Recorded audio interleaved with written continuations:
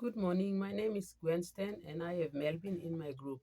We'll be talking about digital citizenship.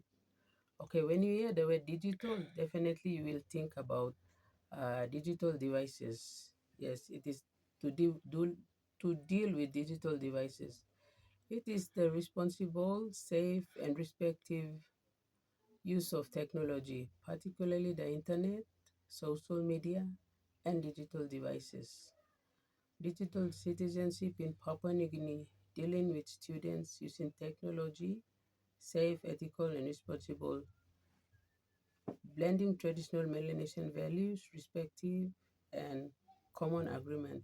Okay, in our country, uh, students all over in our country, even in the most remote areas too, they all have smartphones. And when you post something on social media, it will definitely affect your family because it is a public network.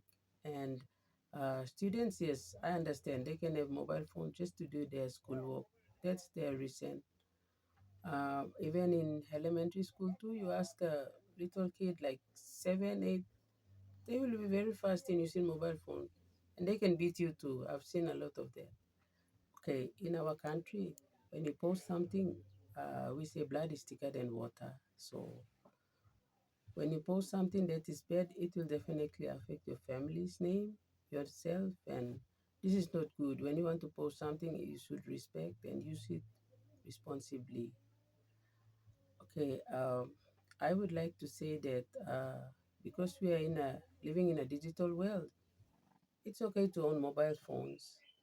It's good for all of us because we are living in the current world where everything you search and you get answers straight from these devices. Okay, I will talk about roles and responsible use of devices and uh, how teachers will teach and uh, about these devices, the side of it, to students, their students in class. Okay.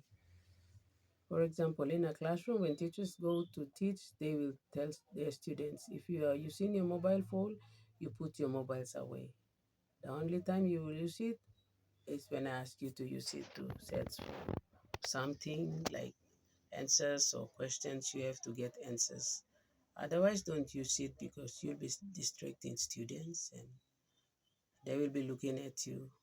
So I'd say that digital devices, there's good and bad side to it. So uh, when you want to use it, you use it responsibly. Okay, teachers, it's for like what I'm thinking is digital use of devices. It should be one of the subject in school, like a core subject in school where teachers should emphasize more on the safe use of digital devices in school, in classrooms particularly. So yes, and that's it. My friend Melvin will carry on from there and finish the part. Thank you. Hi, my name is Melvin Karepa. I am going to continue on from where Gwensten has stopped.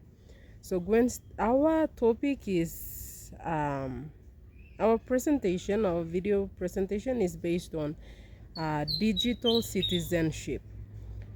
So, digital citizenship is a responsible and safe use of um, technologies.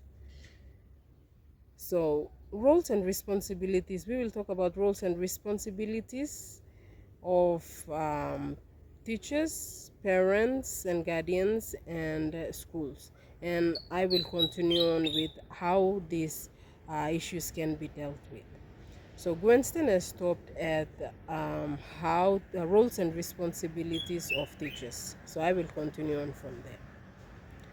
So, parents and guardians. Parents and guardians are the first in line to guide their children at home, supervising children of mobile phones and internet, teaching responsible online communication, setting rules for screen time, app usage, when to you will have to, as a parent, you will have to set time where you can set times from maybe a hour or so, from 7 p.m. to 8 p.m.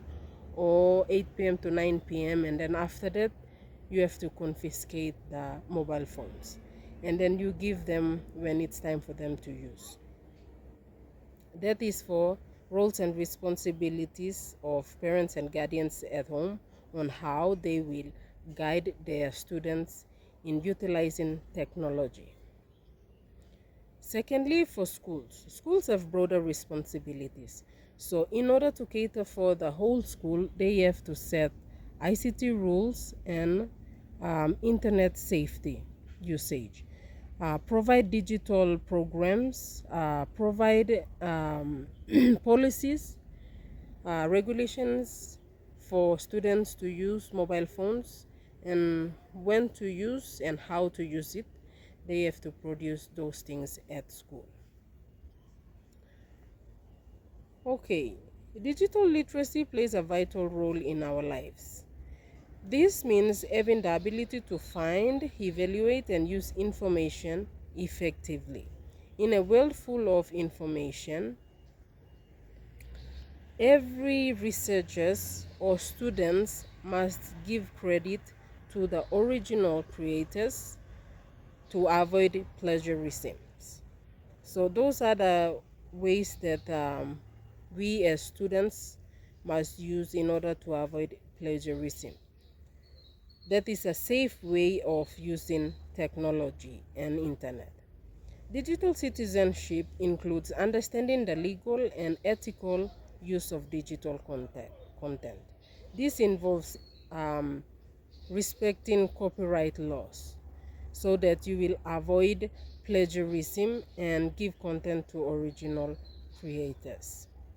This is when we use digital resources responsibly. Okay, now let me talk about mitigation strategies, how these issues are dealt with.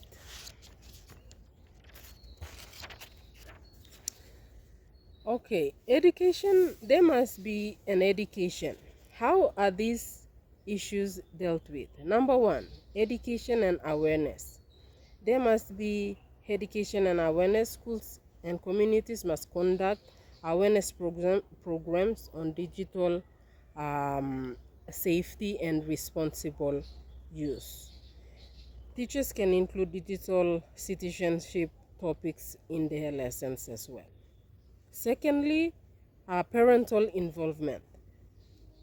Parents should actively engage with their children's online activities, discuss with them the experiences of using internet and technology, because it has good and bad side of it.